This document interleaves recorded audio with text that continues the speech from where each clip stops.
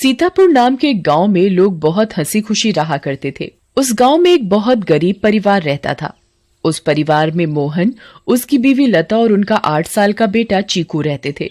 मोहन को पीने की बहुत बुरी आदत थी। वो सुबह शाम बस शराब पीता और जुआ खेलता रहता था। मोहन की एक छोटी सी किराने की दुकान थी।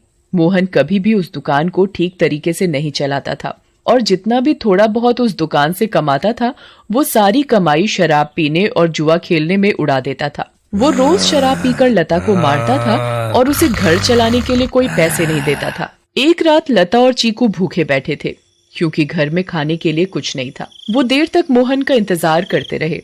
अचानक दरवाजे पर खटखटाने की आवाज आती है। माँ, लगता है पापा आ गए। वो जरूर हमारे लिए कुछ खाने को लाए होंगे। हाँ बेटा, अब हम सब मिलकर पेट भरकर खाना खाएंगे। लता जल्दी से दरवाजा खोलने जाती है। जैसे ही वो दरवाजा खोलती है तो देखती है कि मोहन के दोस्त मोहन को पकड़कर खड़े हैं और मोहन नशे की हालत में है। अरे भैया, इतनी रात को आप लोग? अरे भाभी जी, क्या बताएं, आज तो मोहन ने हद ही कर दी। इतनी शराब पी रखी थी कि इसे इतना भी होश नहीं था कि ये कहाँ पड़ा है। हम इसे चौराहे पर से उठा कर लाए हैं। अगर कोई गाड़ी वाला कुचल जाता तो बताओ, आप लोगों की तो जिंदगी खराब हो जाती। हाँ भाभी जी, बस आप लोगों का सोचकर हम इसे यहाँ ले आए, वरना तो इसका सबके साथ ऐसा व्यवहार है कि कोई इसकी मदद ना करे। मोहन के दोस्त मोहन को कमरे में ले जाकर लेटा देते हैं और वहाँ से चले जाते हैं। बेटा चीकू, आज हमें फिर से भूखा ही सोना पड़ेगा। मैं तेरे पापा के भरोसे तुझे और भूखा नहीं रख सकती। अब मुझे ही कुछ काम करना पड़ेगा। तू बस आज थोड़ी सी भूख बर्दाश्त कर ले। ठीक है माँ। चीकू और लता दूसरे कमरे में सोने चले जाते हैं। तभी मोहन नींद में बड़बड़ाने लगता है। थोड़ी देर बाद मोहन को होश आता है और वो खुद को अपने घर में पाता है। अरे ओ लता, कहाँ मर गई? मुझे बहुत तेज भूख लगी है। चल जल्दी से मेरे लिए खाना लेकर आ। लता बहुत गहरी नींद में सोई हुई होती है और उसे मोहन की आवाज सुनाई नहीं देती। मोहन 4-5 बार आवाज देता है पर लता नहीं उठती। मोहन गुस्से से लाल हो जाता है और कमरे में रखे एक मोटे से डंडे को उठाता है और दूसरे कमरे में जाता है जहां लता और चीकू सो रहे होते हैं। वो डंडे से लता को बुरी तरह पीटने लगता है। लता अचानक नींद से उठ खड़ी होती है। बचाओ बचाओ, मुझे मत मारो। मैंने क्या किया? मेरी क्या गलती है जो आप मुझे ऐसे बुरी तरह मार रहे हो?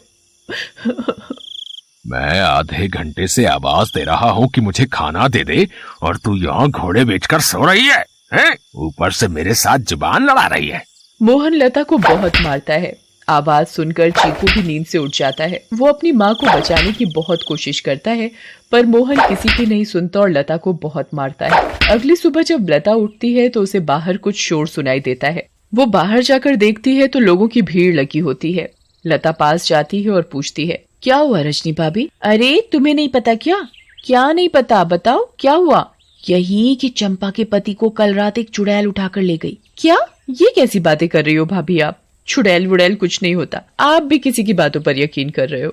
यकीन कैसे ना हो बहन, मैंने खुद अपनी आंखों से उस भयानक चुड़ैल को देखा है। उसके लंबे बाल, लंबे लंबे नाखून और दांत, उसकी लाल आंखें और डरावना चेहरा मैं कभी नहीं भूल सकती। जब मैं आधी रात को पानी पीने के लिए उठी तो थोड़ी ठंडक लेने के लिए खिड़की पर खड़ी हो गई थी और तभी मैंने देखा कि एक चुड़ैल चंपा के पति को हवा में उड़ाकर ले जा रही है। ऐसी बात है तो हमें संभल कर रहना होगा और शाम होते ही अपने घर के खिड़की दरवाजे बंद करने होंगे। बिल्कुल सही कहा लता भाभी आपने। सब अपने घर चले जाते हैं। लता भी काम ढूंढने निकल पड़ती है। वो घर घर जाकर काम मांगती है पर उसे कहीं काम नहीं मिलता। अंधेरा होने लगता है और आखिर में उसे सरपंच मिलता है।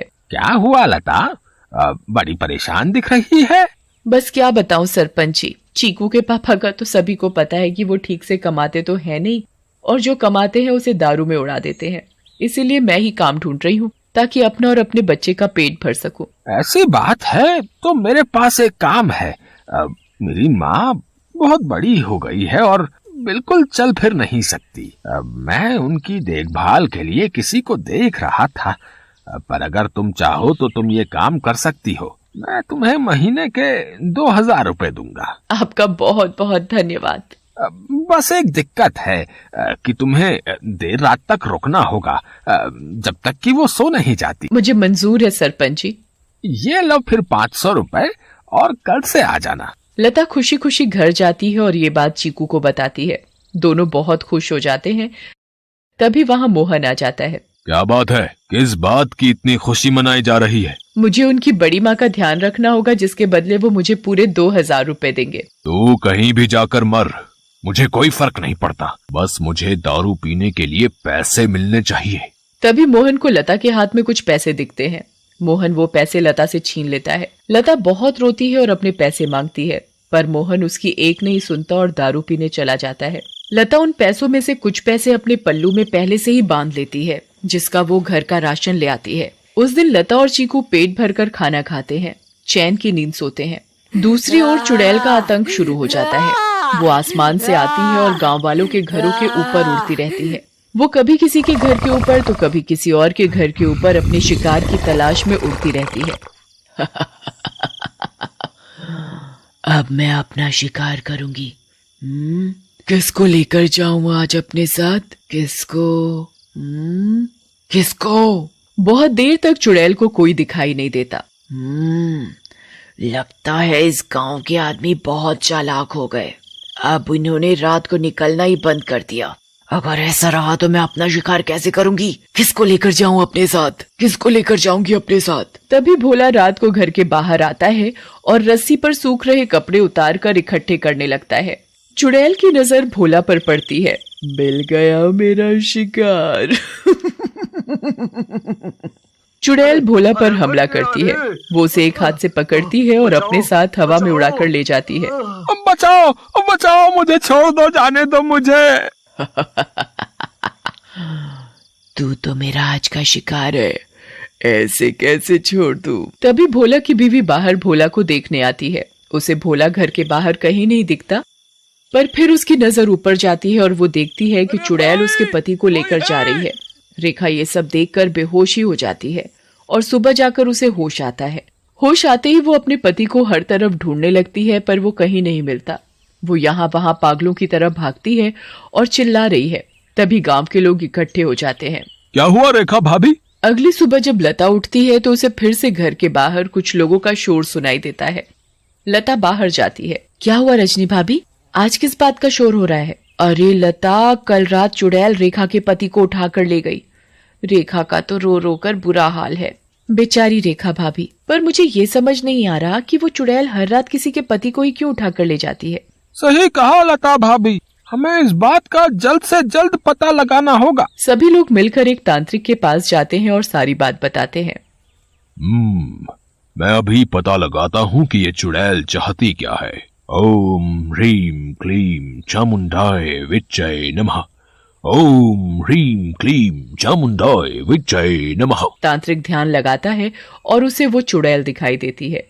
ये कोई साधारण चुड़ैल नहीं है, बहुत खतरनाक चुड़ैल है। इसे कब्जे में करना या खत्म करना मेरे बस की बात नहीं। पर हाँ, एक बात मुझे पता चली है कि ये बस आदमियों को ही नुकसान पहुंचाती है। इससे औरतों या बच्चों को कोई खतरा नहीं और इसकी शक्तियां रात को ही काम करती हैं। दिन में ये हम लोगों की तरह एक मामूली इंसान जैसी बन जाती है। बस मैं अपनी तांत्रिक विद्या से इतना ही पता लगा पाया हूँ। सब लोग अपने अपने घर चलने लगते हैं। तभी लता बोलती है, मेरे पास एक सुझाव है, अगर वो काम कर जाए तो।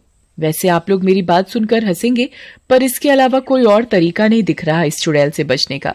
भाभी आप बताओ तो सही, पता चला अगला नंबर मेरा ही है। मैं अभी मरना नहीं चाहता। अंधेरा होने के बाद अगर सभी आदमी औरतों का भेष बनाकर रहे तो वो चुड़ैल किसी भी आदमी को औरत समझकर नहीं लेकर जाएगी। लता की बात सुनकर सब हंसने लगते हैं, पर बाद में सबको लता का ये सुझाव सही लगता है और सब अपने अपने घर चले जाते हैं। लता भी अपने घर चली जाती है। वो मैं कह रही थी कि गांव में चुड़ैल का आतंक बहुत बढ़ रहा है। वो हर रात एक आदमी को ले जाती है। तो गांव वालों ने तय किया कि सब आदमी अंधेरा होते ही औरतों के कपड़े पहन लेंगे ताकि वो चुड़ैल उन्हें औरत समझकर छोड़ दे। तेरा दिमाग तो ठिकाने है या पागल हो गई है? कोई बेवकूफी होगा जो ऐसा करेगा। मोहन लता की एक नहीं सुनता और चला जाता है। लता भी सरपंच के घर उनकी माँ की देखभाल के लिए चली जाती है। लता का पूरा दिन बहुत अच्छे से निकलता है। फिर रात हो जाती है और लता अपने घर के लिए निकल पड़ती है। दूसरी ओर गांव के सभी आदमी अंधेरा होते ही औरतों का भेष बना लेते हैं। लता जब अपने घर वापस जा रही होती है तो उसे आसमान से चुड़ैल आती दिखती है। लता बहुत डर जाती है और पेड़ के पीछे छुप जाती है। तभी वहां से मोहन गुजर रहा होता है। हे भगवान, अब मैं क्या करूं? अब तो ये चुड़ैल इनको ले जाएगी, मैं इनको कैसे बचाऊं? मिल गया मुझे मेरा शिकार। चुड़ैल उड़कर मोहन को पकड़ लेती है। बचाओ बचाओ, कोई मुझे इस चुड़ैल से बचाओ। चुड़ैल मोहन को लेकर हवा में उड़ने लगती है। तभी लता दौड़कर आती है और चुड़ैल का पैर पकड़ लेती है। चुड़ैल लता को देखकर वापस जमीन पर उतर जाती है। ए पागल औरत, छोड़ मेरा पैर और ले जाने दे मुझे इस आदमी को, ये मेरा शिकार है। नहीं, मैं तुझे नहीं छोड़ूंगी। मैं तुझे अपने पति को नहीं ले जाने दूंगी, चाहे इसके बदले मुझे अपनी जान ही क्यों न देनी पड़े। चुड़ैल बहुत कोशिश करती है पर लता उस चुड़ैल के पैर को नहीं छोड़ती। छोड़ मेरा पैर, मेरी पायल टूट जाएगी, दूर रह मेरी पायल से, मेरी पायल मेरी जान है। इस चुड़ैल को आखिर इतना क्यों प्यार है इस मामूली सी पायल से, और ये ऐसे क्यों बोल रही है? कहीं इस पायल में ही तो इसकी जान नहीं? मुझे इस पायल को तोड़ देना चाहिए। लता उस पायल को तोड़ देती है। चुड़ैल आग में जलने लगती है। ये तूने क्या किया? मेरी पायल में ही मेरी जान थी और तूने वही तोड़ दी। चुड़ैल उस आग में खत्म हो जाती है। अब मुझे माफ कर दो लता, मैंने हमेशा तुम्हें मारा पीटा और आज तुमने ही मेरी जान बचाई। उस दिन के बाद से मोहन बदल जाता है। वो अच्छे से काम करता है और अपने परिवार का ध्यान रखता है और कभी शराब नहीं पीता। गांव वालों को भी उस चुड़ैल से हमेशा के लिए छुटकारा मिल जाता है और सब हंसी खुशी रहने लगते हैं।